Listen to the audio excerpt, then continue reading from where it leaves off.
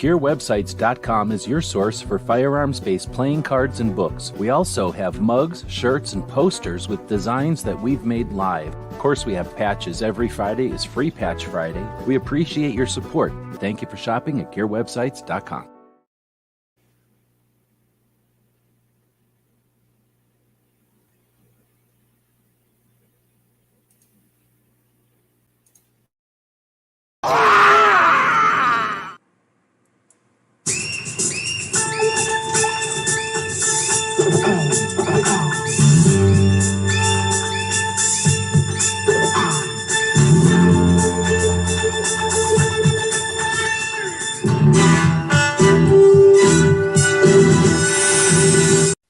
It's 11:59 at Radio Free America, and this is Uncle Sam with music and the truth until dawn. Right now, I got a few words for some of our brothers and sisters in the occupied zone. The chair is against the wall. The chair is against the wall. John has a long mustache. John has a long mustache. It's 12 o'clock, Americans, another day closer to victory. And for all of you out there on or behind the lines, this is your song.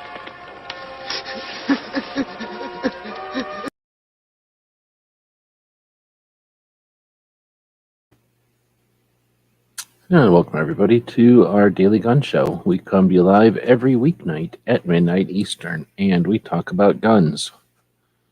On Thursdays, we chat about a couple of topics, training and travel. And today we're going to talk about training. So training doesn't cover just concealed carry, and concealed carry is just a portion of firearms training, and that's, I think, what gets most of the attention out there. Oh, I guess I should say, is the audio working okay? C. Woods is out there. Good evening. And we do this live. We've got a portion of the screen here with the live comments. If anybody does join us live and you're not some kind of weird federal agent watching the chat on your overtime, getting paid big fat overtime check to watch the show, then feel free to leave some comments over there. And then we'll know that you're human or whatever. So we also got a poll going. On Thursdays, we talk about training, and we're going to talk about travel. So you get to choose where we're traveling to. Are we going to go to a gun shop, a gun show, a 2A rally, or a firearms museum?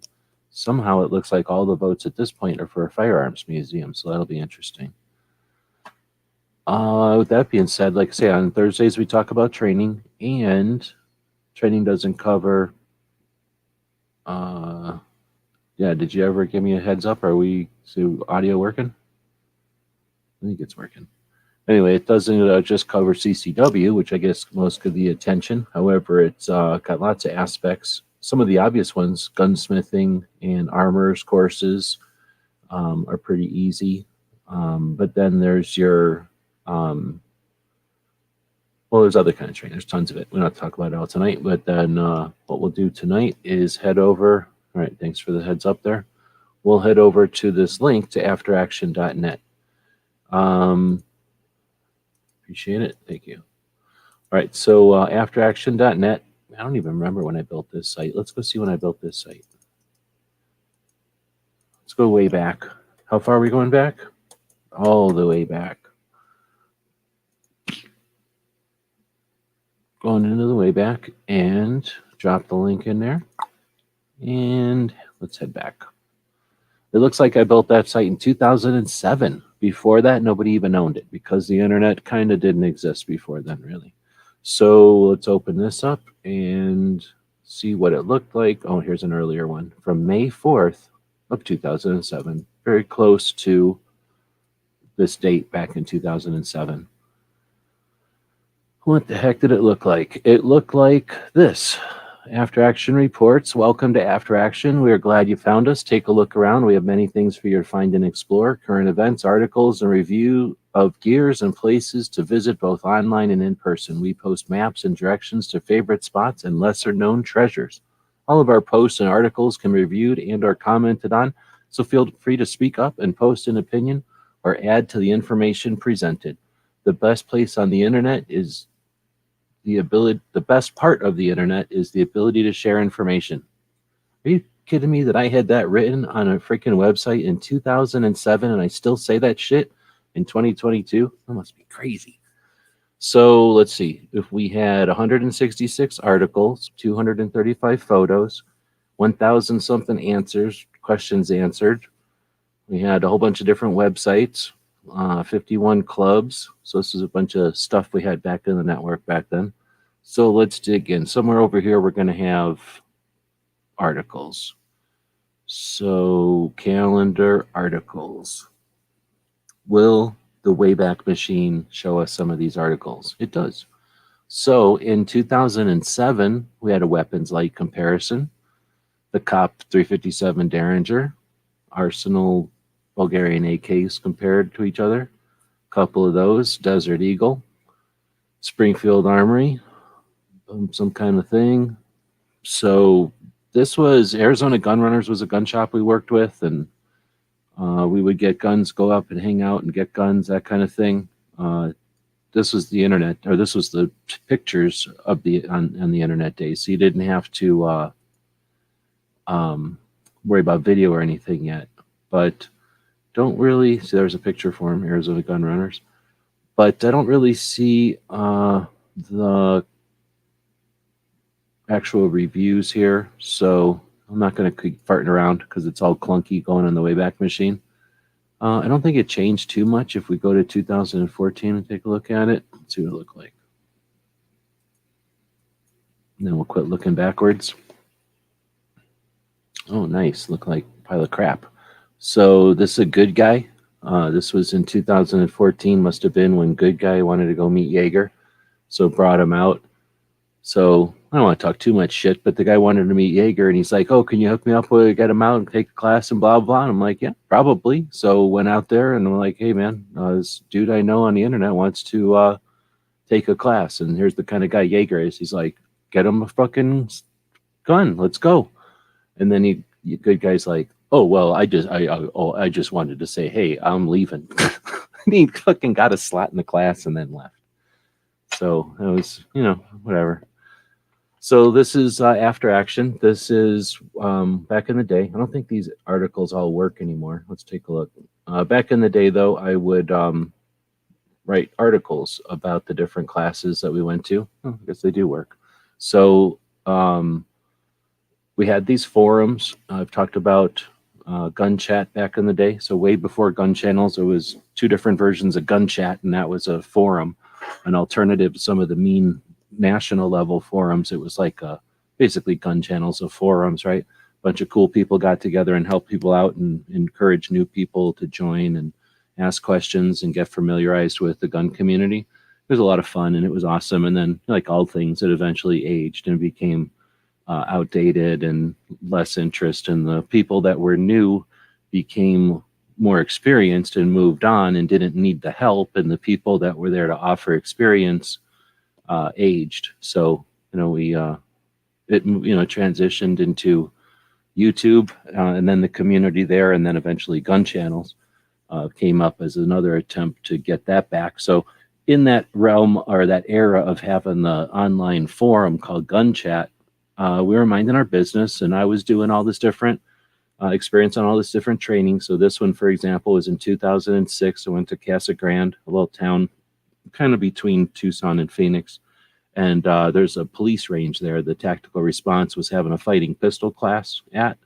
I guess the pictures aren't working, but we were invited up to check it out, and I did, right? So we went up and checked it out, and then at the time, I can't remember exactly how this went down, but basically Doug from Front Sight was coming onto the forums and saying stuff like, "You should go to Front Sight. Front Sight's so good."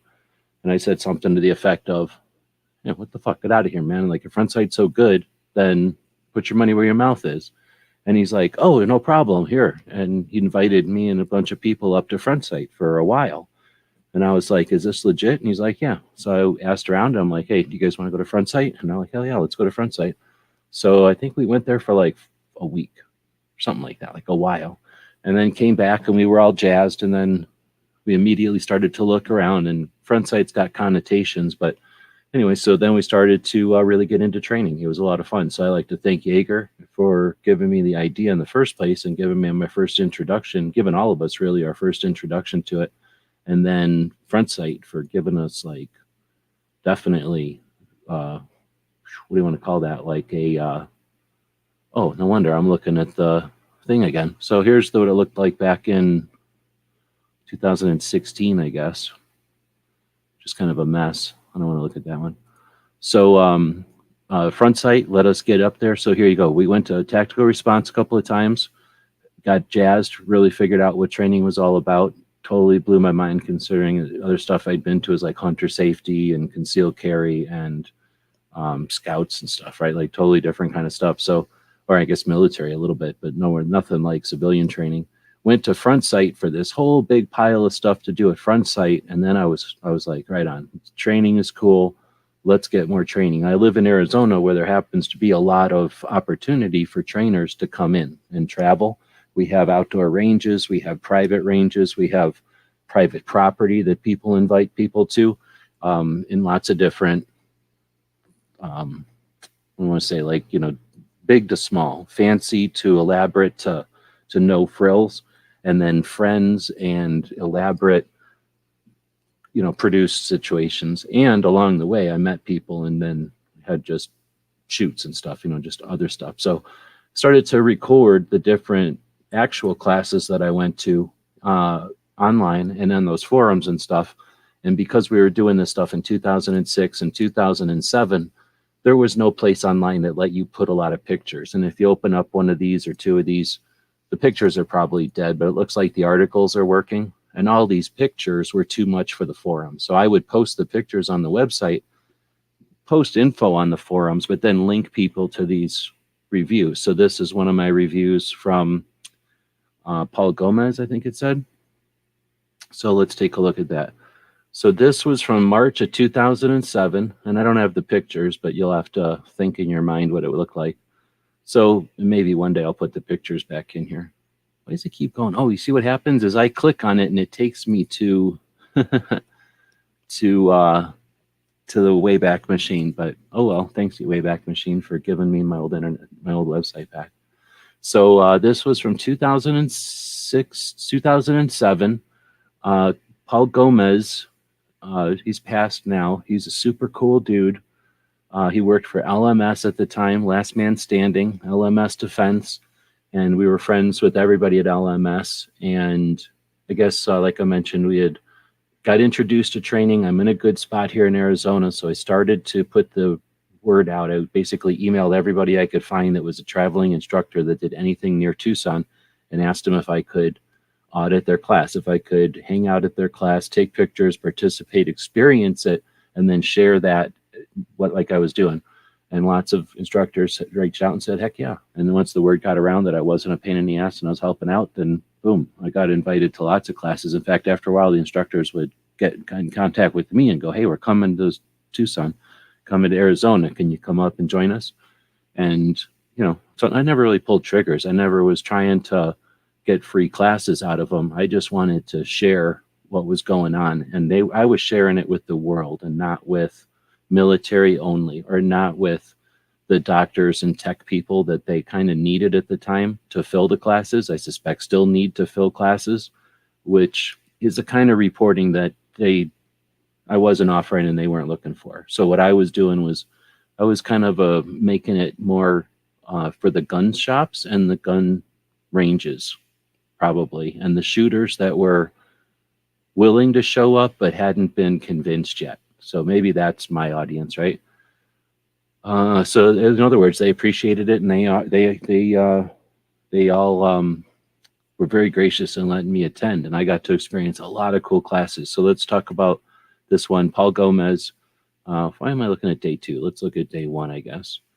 So this was a 2-day class in March of 2007. This would have been pretty close after I just got into training, and I really wanted to share my enthusiasm. I would imagine. I'm guessing. I must have been a little kid too.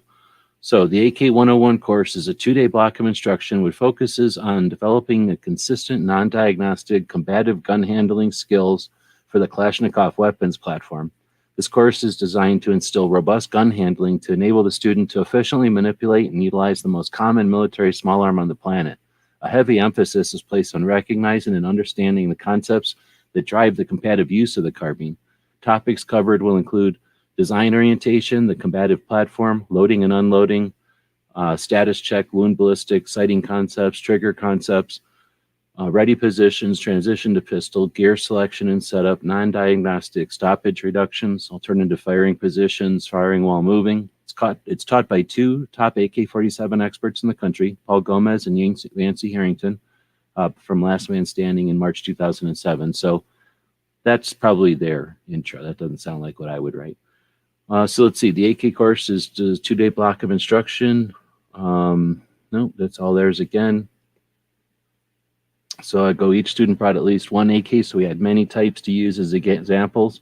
Pretty sure this was a picture of a big picnic table full of AKs, all different ones. To use as example during the lecture on the AK variants, the 2-day class was developed to fill a need for an in-depth instruction on the AK series platform.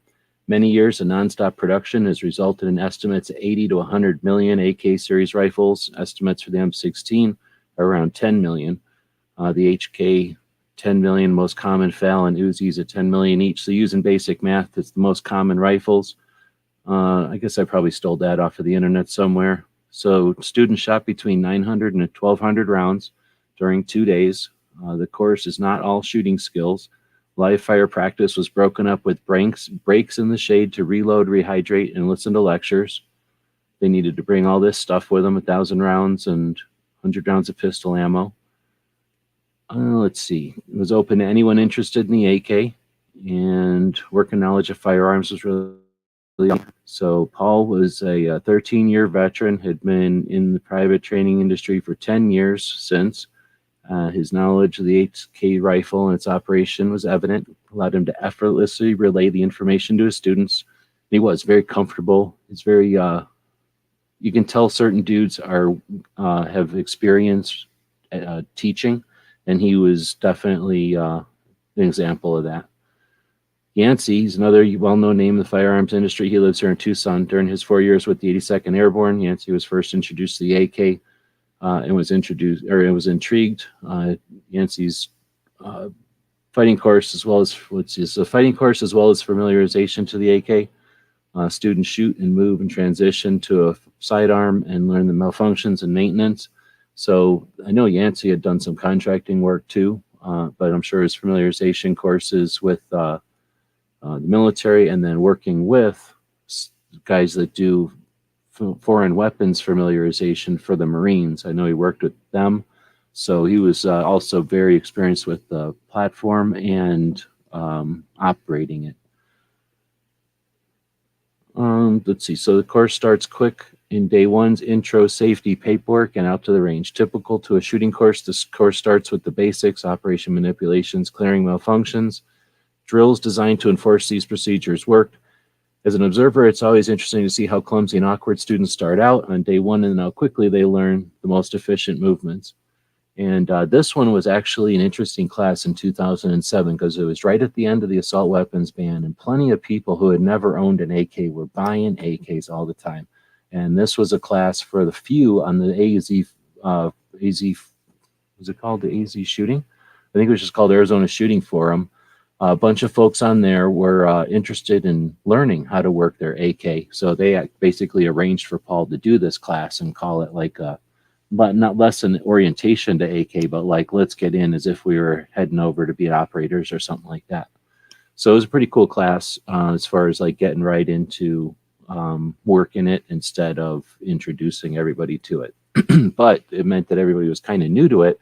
And like I was saying, everybody kind of adjusted pretty quick and learned how to run the AK instead of whatever gun they were running. Most of these guys, from what I remember, were in the cavalry or computer guys who hung out with these guys that were in the cavalry. So they were all familiar with M16s and whatnot. And I don't know how familiar cavalry is with M16s, but they were very comfortable with them. But so it was just really watching them get adjusted to the AK. Magazine changes and that kind of stuff, and then just getting used to where the thing sticks out with jabs and folding stocks and stuff are all different. Various targets were used. So this is some interesting shots that were pictures of the police range up there. I'm pretty stoked about my pictures back then because that police range has little concrete lines going from the target back to the shooter. So it makes great pictures, really cool pictures. And then there's this mountain in the background. And when they put up, well, they never put up steel targets in this one, but when you get a bunch of targets up there and a bunch of students, there was actually some really good pictures from this one. Let's see, holding on to the heavy AK magazine is not usually worth the effort, so students allow their magazines to drop for later retrieval. Although the heavy AK mag is strong, I didn't hear any of the magazine's issues or damage. Shooting drills were designed to keep the shooters. I'm not going to read the whole thing, but I was kind of curious because I thought the last time I dug in here, these pages weren't working. So evidently I went through and linked them to the Wayback Machine, which is kind of cheating, but it worked. So anyway, we already wasted 20 minutes of the show, so we'll leave it at that. This is, again, I don't want to call it like a resume so much as just a list of the classes. It's not like I took all these classes. I was just there for most of these classes.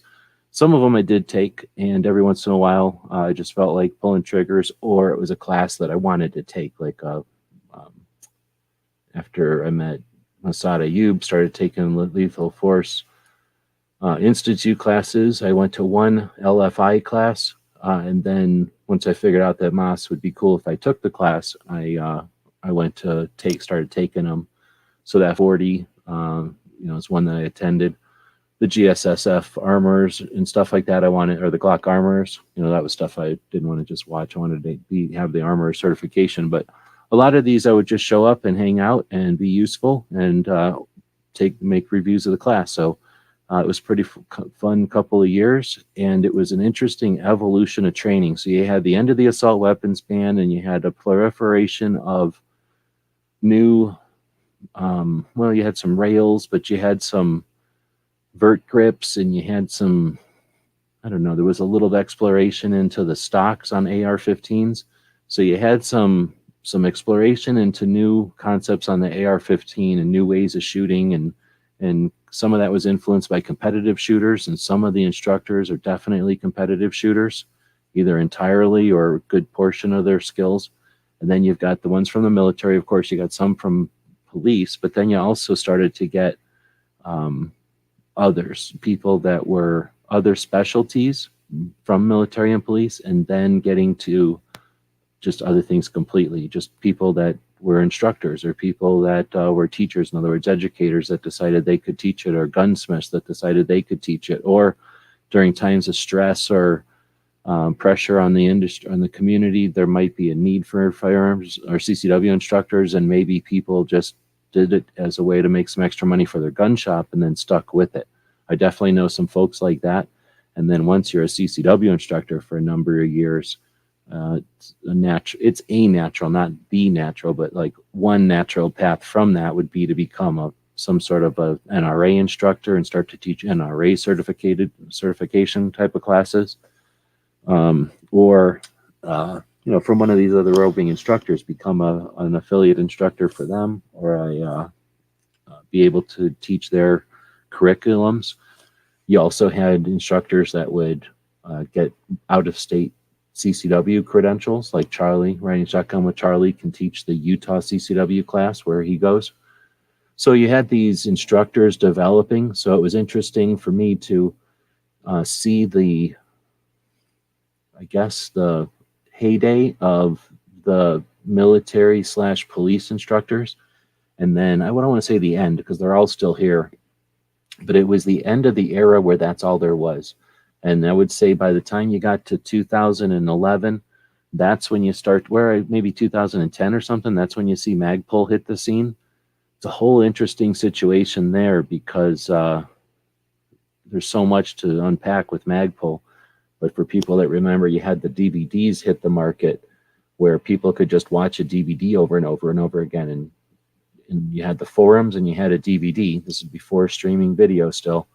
So, now people were like, well, now I've got a DVD I can watch over and over. And the DVD is such high quality. And Travis Haley knows so much about the gun that I feel I kind of know so much about the gun now.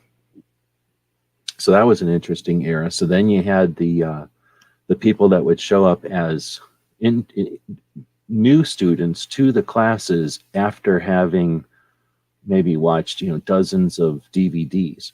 And at this time, you start to get high-speed internet more and more everywhere. You get Panteo Productions doing the online streaming of equivalent of DVDs. Lots of instructors participating in Panteo. So yeah, that's probably, you get into like the 2013, 14 by then. But this whole era, it's interesting to see how the end of the instructors, I guess the reverence or the respect for instructors being reserved for the military and police, and that opening up. And eventually, I would say by the time you get to 15 and 16, there's almost no respect or even no interest in having an instructor that's military or police based. And now you get to 2020 and 22 and the end of the global war on terror, and you've got veterans that are coming out and adding their skill sets to the mix that have, in some cases, entered military service and started to train with instructors, use that military training on the job. The instructors would continue to train and evolve their abilities to train students in classes on the civilian side and potentially on the military side, depending on the instructor. All the while, these operators are using their skill sets on the job and relating that information, the tactics and what works and doesn't, to the instructors who are adapting. By the time you get to the end of the global war on terror, or the end of these, people's careers, especially operators who wear out way faster than regular big army, then you get people retiring, to the civilian marketplace and are looking for something to do, and they're offloading that knowledge, that on-the-job training, qualified experience added to, TITS training that was made back in the day. You can't ask for better training. So we've got some interesting stuff happening right now. And at the same time, you've got people who are like, well, I don't like the grip angle on that, and you told me what to do, so I'm going to start training myself. And there's nothing wrong with that. So that happens. And then you got 5 or 6 years of that. And people that are like, well, I'm not going to listen to you. I'm going to learn it myself. They're allowed to do that. And what happens if they sit around doing that for 6 years? They get really good at it and evolve and probably know, the equivalent as with somebody else, but without necessarily time on the clock like others have, but, their own time on the clock. So now you've got that element added to it, and those people aren't silent or hidden. So now you've got influence from all over the place. I don't even try to keep up with it anymore, but it's infinitely interesting and relevant. I don't know, but that's what we do on Thursdays, is talk about training. So this was a skimming of it. We can dig into any number of these elements of it going forward on other Thursdays. I'll mention again that I've been talking about my experience with training, which was limited to what came to Tucson and, people that I was a good match with, or that, were willing to let me show up and hang out at their classes, or I could afford the class or something like that. So most of my stuff is either focused on AKs or CCW, civilian carry, and then I guess a little bit of armorer work. I guess I should have put in here some of the AK stuff, but what I did with AK stuff was more workshop back in the day. Now there's definitely AK armorers classes. So anyway, we're going to talk about some of those kind of things, the armorers classes that are available, the gunsmithing schools. We'll definitely talk about that kind of stuff, as well as the other education that you can get, such as like legal, tactical, strategic, first aid, de-escalation, and then, of course, one of my favorites of all time, Second Amendment studies. It's always fun. So lots of topics we can talk about in future Thursdays. In addition, we'll talk about traveling. And today we had a poll going. I don't know if anybody had 11 votes in the poll, and but it says there's only 2 people watching, so that means a bunch of people ain't interested in training. And let's see, a couple of people are saying, hey, out here, but it might be too late, or just got bored of listening to me ramble about training. But whatever, if there are people out there, they'll say something. It looks like gun shop is winning. So how do I find a gun shop? What gun shop should we talk about? Why don't we talk about Arizona Firearms, since They're awesome, and I got to start somewhere. So Arizona Firearms, or AZ Firearms, is the gun shop that you might be familiar with from Gun Freedom Radio. It's basically Cheryl and Dan Todd are Gun Freedom Radio, and Dan and Cheryl Todd's gun shop is AZ Firearms. So that shop list existed for a number of years, and in last year, middle of last year, around this time last year, they stopped being a gun shop and turned into an auction house. But when the gun shop still existed, it was pretty cool. So let's see what we can do about maybe they got some pictures or something. They do not. So let's see if I've got pictures maybe over on the channel. So we're going to go back to my channel, maybe. Which one am I logged in with? Maybe not. All right, let's find one of my videos. Did I do any videos?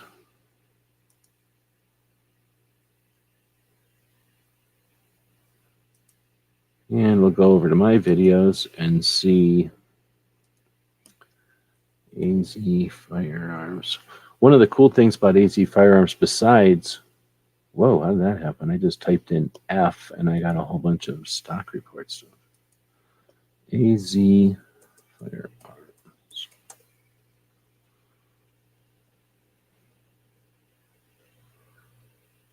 All right, so I got a couple of different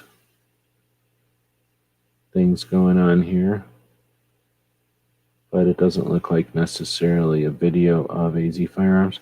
So AZ Firearms is located in Phoenix, on the east side of Phoenix, and pretty far out. It's not necessarily right in the center of Phoenix or nothing. It's on your way out to California, let's say. Although Phoenix is massive suburban sprawl, so you don't really leave town. You just go through a whole bunch of little suburbs and stuff, and then before it all dwindles out or becomes, it probably is another town by the time you get out there. You find the turnoff, and then you head a couple of miles off of the highway, and then boom, you're at the now you're at the Pot of Gold auction house. But back in the day, you'd go a little bit further, and you'd be at the AZ Firearms place. So let's see what I got going on here. This is a 3-minute and 30-minute video. And it looks like I did stop in at the gun shop in the center of it here. So what would happen is if I was going, because it's in Phoenix-ish, right? It's kind of on the east side of Phoenix, west side of Phoenix. So if I was headed up to Phoenix or through Phoenix, here's a picture of the shop. If I was going to the Big Sandy machine gun shoot or Vegas for SHOT Show or something, then I would often stop by the shop. So here's the shop. It was a standalone building, and it's all green, looked cool. You go in that front door there, and then this is the shop. So we'll open this up and take a little tour, a tiny little tour of what AZ Firearms was like.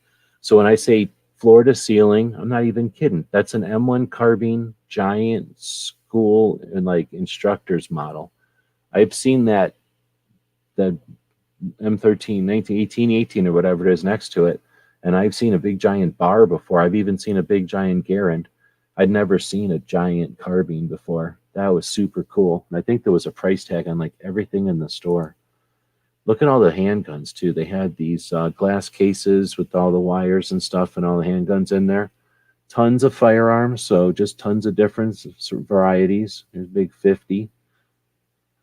Whenever I go into a store, I don't like to, especially when I'm new to the store and they have such an assortment of stuff, like I say, floor to ceiling. They didn't seem to care about the prices, but I don't like to show security, and I don't like to show where security isn't. So I tried to zoom in to show the firearms, but also to not show what else is going on in the store, because I'm not trying to help anybody do nothing, right? So this is Tartar Arms, an NFA version with an integral suppressor. Kind of neat. You don't see those very often,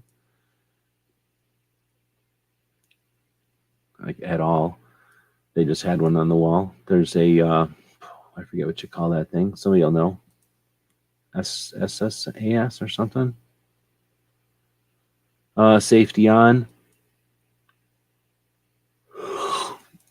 think that's you. Oh, that doesn't help. If I pause, that's not the same thing as muting. Sorry about that. Safety On and ABCs, are those Yuda's guns or books? I think they are. And then, of course, Neil Knox, Gun Rights War. That's the kind of shop they are, having that stuff as a impulse purchase right there. Not because people can't get enough of these books, but because they're trying to get the concept that you can buy books at a gun shop across, but also these books are worth buying, so much so that we've got our valuable real estate occupied at eye level where our ammo could be, where stuff for sale could be. We've got these books and they know these people. So, and books that we know the authors of, and, they've read the books. Just a whole different kind of gun shop. That was the gun shop. And then if you head north from there, you go through this little stretch of desert, which is, we're kind of, Phoenix is to our right and it's kind of behind us right now.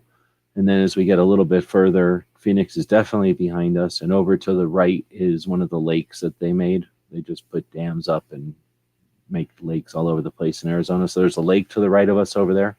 And as we keep driving up this road, eventually we're going to get past some stuff here. And then we will continue to go. This is actually taking forever. This is driving up into Wickenburg, which, there we go. Oh, you know what that was? That was a little place called Nowhere, Arizona, I think.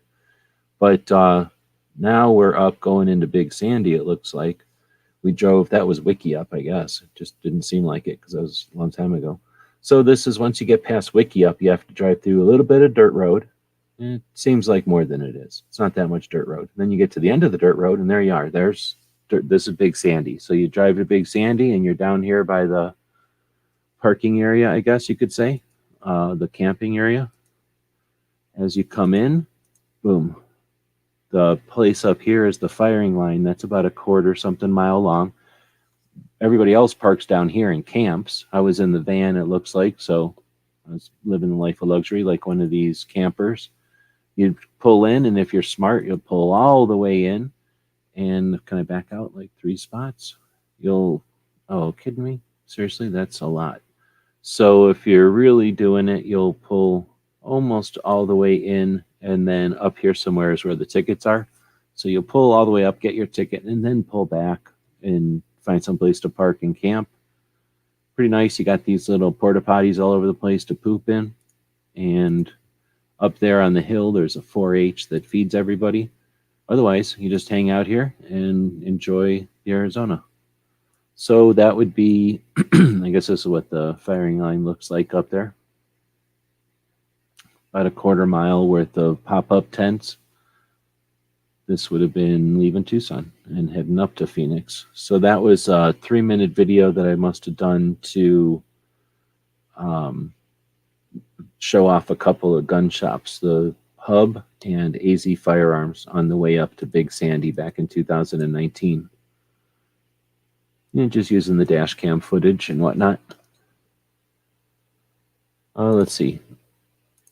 DJ saying, I've seen one of those huge models at a shop in Lincoln of a M1 carbine, or just a other kind, because the other kind were pretty common. Like, they weren't uncommon, or I wouldn't say they're common, or I wouldn't, what am I trying to say? I've seen a lot of the Garands and stuff. I just don't think there was that many people that needed a carbine, so they probably just didn't make as many carbines, but like everybody got a Garand, so they had a lot of Garand models. DJ's got an AZ Firearms patch. Yep, I made their patches for them. So, whenever they send patches, they usually give you some kind of a slop, plus or minus. And I've been working with the companies long enough that they usually slop it over, knock on wood. They make it over. And when it's over, I keep a couple. So I've got them for my, whatever collections and my examples and stuff. So I probably gave you one of those. Like the one mentioned by a DC Project rep tonight. I don't know what we're talking about. Oh, we're talking about 2A rallies? Okay. So, well, what people asked for today was a gun shop. So today we looked at AZ Firearms. Awesome gun shop. I didn't really do it justice there. I'll see if there's another video, but it was a great gun shop. This is an interview with them. And this is just talking about the one pin. And then these are watching the auctions and stuff. So it looks like I could probably do, or if I could find, I could probably do a video with their gun shop just to show what it was like back in the day.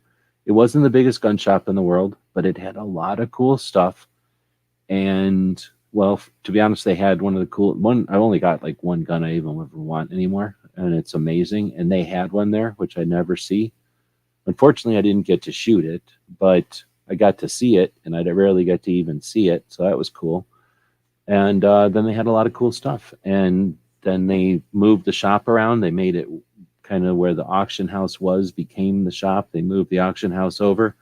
And for a little bit there, the shop kind of exploded into a bigger version of it. I only got to see it twice or three times that way, like twice when it was open and maybe once when they weren't there. And then one time when it was it wasn't open and I was dropping something off to Dan and he kind of showed me around a little bit. But yeah, sorry to see it go. I've seen a lot of gun shops, at least 200 of them that I have in the, in the records that I've made, note of. And those are all over the country. And there's only a handful that are good. I mean, all gun shops are good, but the best of them, there's only a handful that are the best out of all the gun shops I've ever seen. And to me, a gun shop to be the best gun shop I've ever seen has to have all kinds of guns, not just one kind of gun. It's probably, for me, it's got to have so much stuff that it can't even fit on shelves. It's floor to ceiling, all over the place. You have to work there to know where everything is. And ideally have decent people that don't rush you off, because I have been to shops, two of them that I can think of literally off the top of my head. One of them's in Roswell, New Mexico. The other the guy's dead, but he was in Tucson. Cool shops, really, really, really, really, really amazing shops to go into, just an experience to go into them. And the people are heinous, the people are a-holes. So there's just that. I've been to two shops like that. But this was the opposite. This was one of the best shops ever because it was all the good stuff. And, well, you can tell Cheryl and Dan are cool, but they hire cool people. And yeah, just a really neat shop. It was basically a museum that everything was for sale. I think most everything was for sale. The only frustrating part at all about going to their shop is they had so much 50 BMG. Like Danny has bought so much 50 BMG, and it's for sale in lots or a box, and I can't afford to buy, a box of 50 just to get one. So I just don't, it's frustrating to see so much 50 that I didn't own. That was specimens, and they had a lot of 50, like a lot of different kind of 50s. But I didn't even bring my belt up with me, so I didn't want to start, saying, hey, can I get one of these and one of these and one of these, and how much would that cost?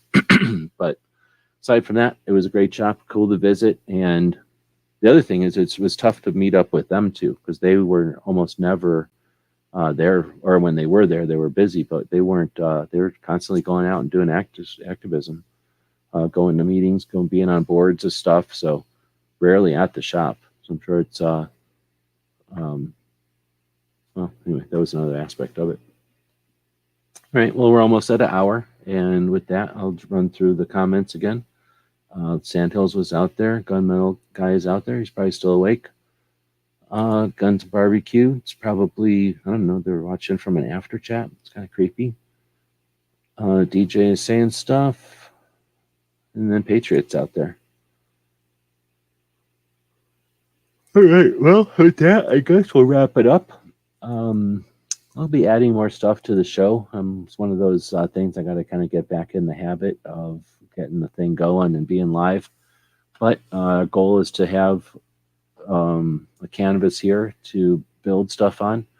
Let's see. So we're talking about training tonight, and we're talking about travel. So travel-wise, they got a 2A rally we just learned about in Sandhills show. So the Sandhills had some of the ladies from the DC project on, and they spilt the beans that there's going to be a 2A rally in September, on September 17th in DC. So that's happening. And if you're interested in traveling, I can't imagine what would be a better thing to travel to than a 2A rally. My experience going to 2A rallies, there's some, it's not the coolest thing in the world, maybe, but it is pretty freaking up there. You're traveling to somewhere with a purpose. So going on a vacation, I guess, is cool. but going somewhere with a purpose is better.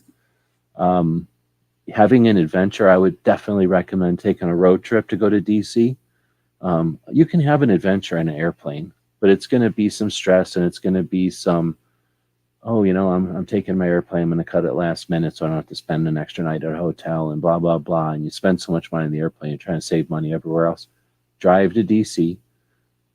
It's a road trip, it's an adventure. If you haven't done a road trip in the United States, then you don't understand why a road trip in the United States is a trope.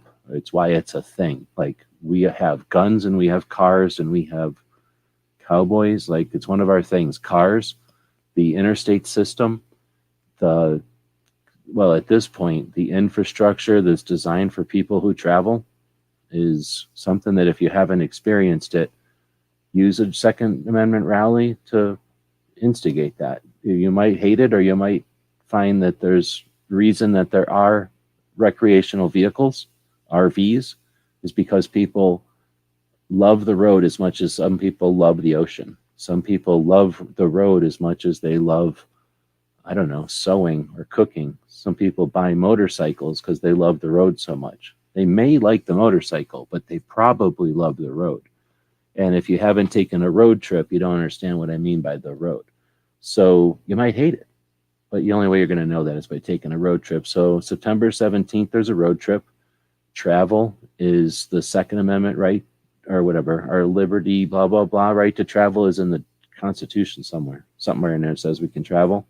But that Second Amendment right to assemble, what am I trying to say? First Amendment right to assemble, it's pretty freaking neat too. I can tell you, after having efforted to get to DC without really thinking about it or planning for it, kind of went into some debt to do it. Went to DC and experienced a 2A rally. It's pretty awesome. I can highly recommend it. So you have an opportunity to go to one this year. Then, as far as training, let's talk about it. We've got pretty heinous infringement coming and looming over us. Couple of days, 100-something days. We've got a bunch of people who are complaining that the rest of the world is oblivious about the economy, is oblivious about the monetary system, is oblivious about Rome is burning, as they don't pay attention to the fact that we're about to get a black guy with guns, and that black guy is either going to be a black guy that we got in the middle of knocking out the NFA, or it's going to be the black guy that was the paradigm shift when gun owners sat down and learned their lesson, and Joe Biden outplayed them, out-rassled them, and showed them their business and sat them down and took away their business. They took away their toys. So if you're interested in not having that be the future, then I'd recommend training with folks like the DC Project, ladies like the DC Project. I'm not aware of any other group or interest that's putting out information on how to be an activist. Sometimes it's alluded to.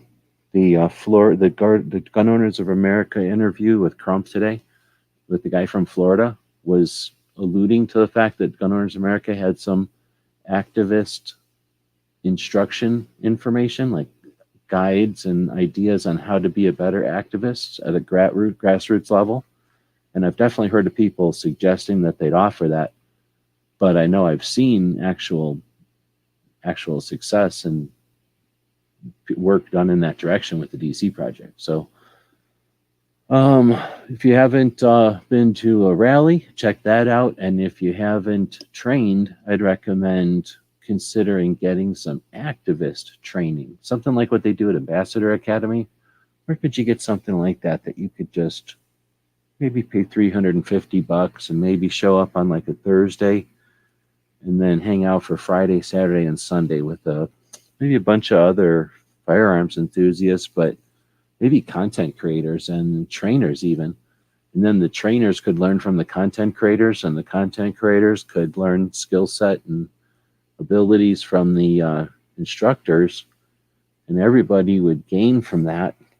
It's like you could train and learn at the same time. Maybe something like the train and learn would be something that could be a thing. And, maybe that could go on for a couple of 3 years and be on May 27th or something like that. So I would recommend, if you're interested, checking out the Train and Learn uh, event, which is in Missouri. Let me go take another look and quickly figure out when that is. I think it's May 27th.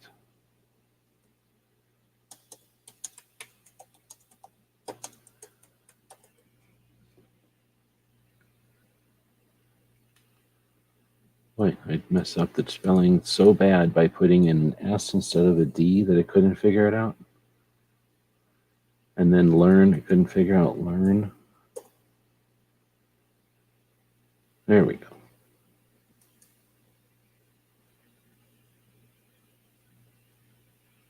Can't play KD's videos anymore because I get copyrighted and I like being copyrighted. So yes, May 27th through the 29th, if you want to get some training, that's what we're going to recommend. So I'm going to go ahead and say that our Thursday shows are sponsored by the NOC Train and Learn. And the travel portion of it is another suggestion. If you're going to travel to someplace, or if you're going to go to the Train and Learn, I'd recommend traveling to it too. It seems like it's probably more practical than renting a car for where they're at, but also then you've got, at least with Tony's experience and other people I know who've gone to training, coming home from training, and same thing coming home from a rally, I guess, but coming home from training, you've got a cascade effect. You've got the information that went through your brain or collected in your brain, like trying to gather like a balloon, the pressure and the amount of quantity from a fire hose, and you try to grab as much of that as you can, right? You try to remember as much as you can, and your brain is good at that, and you're gonna need time to decompress and to absorb. And getting on an airplane and dealing with that and all of it involved with dealing on an airplane. Now, if you're completely comfortable with getting on an airplane and that is literally second nature to you, then this is probably not applicable. But if you're a regular person and going on an airplane is something you do, a couple of times a year at the most, or like me and I never go flying ever, then the alternative of driving somewhere, especially if you're driving with someone and you've got an opportunity to sit in the passenger seat and kind of just absorb, right? To just contemplate what you just experienced. That aspect of it is immeasurable. It's there's no way to quantify that. And having someone to chat with during the times when you're both awake is also, there's no way to put a price on that, especially after you just both experience the same thing. Pretty neat. I'm definitely, I can tell you that some of my closest friends, oldest friends, best friends are from that experience, from, going to something that's similar and then decompressing after and having that shared experience to then parlay or vector onto the next things. And even when you take different routes and occasionally come back and meet back, you've got those common points to refer to, and now you can say, hey, this was just like this except it was like that. And then that's a much different way to rip through the whole thing about training. So hopefully those are some tips on training.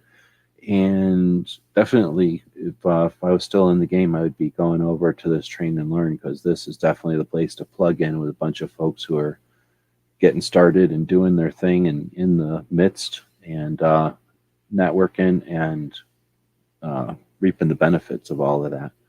So worth checking out, and I think we're done.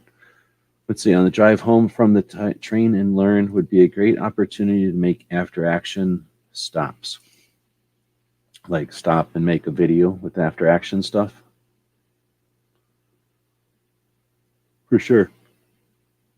I'm yawning, sorry. There are a ton of campaign signs popping up here. Seems like there would be some good opportunities for rallying into the midterm. It's a good point, especially with them having just slapped us. We can do nothing. We can act like it was nothing, or we can, learn how political strategists will do their job. Maybe get trained by someone who knows how political strategists work, so that we aren't just creating bad optics or reinforcing old paradigms, but instead challenging their perceptions of what gun owners are, and then efforting to show up and be at places together to indicate just how important it is for a portion of the population. All right, and I guess at this point in this part of the world in 2022, you also have the idea that it's not possible for anybody. I mean, it's possible, I guess, for some of us to be independently wealthy, but most of us are not. And it's an opportunity to facilitate that. Like, think about sponsoring each of the DC project ladies. Now we know that they all ideally are trying to get to DC on September 27th. Wait, yeah, September 17th? Shit, no, I forgot the date already. In September. So that gives you plenty of time to sponsor a DC project lady, or to come up with some sort of a crowdfunding to make it possible for those DC project ladies. They probably will still have to take time off their work, some kind of vacation time for this, but make it possible for their travel and expenses to possibly be covered, maybe even a little extra, as a way to say thanks for taking your time and being part of this whole thing, lady. Or not. We could ignore them. We should take it for granted that these ladies have to do that stuff for us and all the other people that are activists. They owe it to us when you think about it. That Second Amendment was given to us. Freedom is free, after all. That'll teach them.